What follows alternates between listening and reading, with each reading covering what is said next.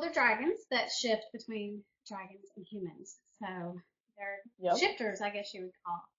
They spend the Hmm. majority of their time in human form, obviously, because Right. they're hiding from us. So I Yeah. know it's one of those things where you'll see, oh, dragon skeletons were found in the news and things like that. That's what kind of spawned the whole idea. Well, Oh, neat. every culture has dragons in them. Every culture.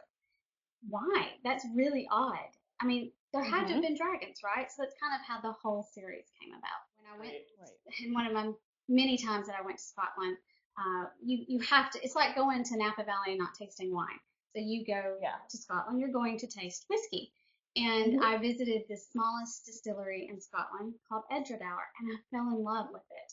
The whole Oh, setting, I mean, it was just so quaint and gorgeous. And so I was like, I have to put this in a book.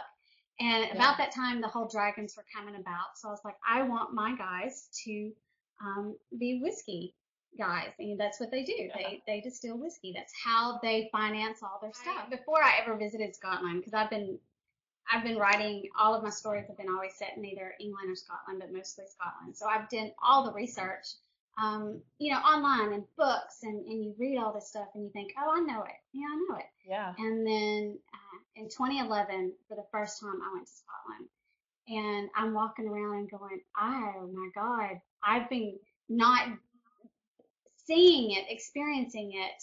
To me, brought so much more to life when I was writing the Right. next book.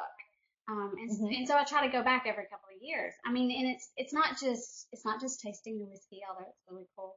It's Yeah. it's seeing them, the lifestyle. It's visiting the castles. It's walking, Hmm. you know, in the forest and these mountains. It's breathtaking, and it's Hmm. you.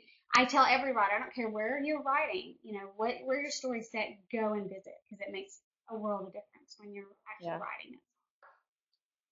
I like to go and try to find different names that sometimes aren't used very much.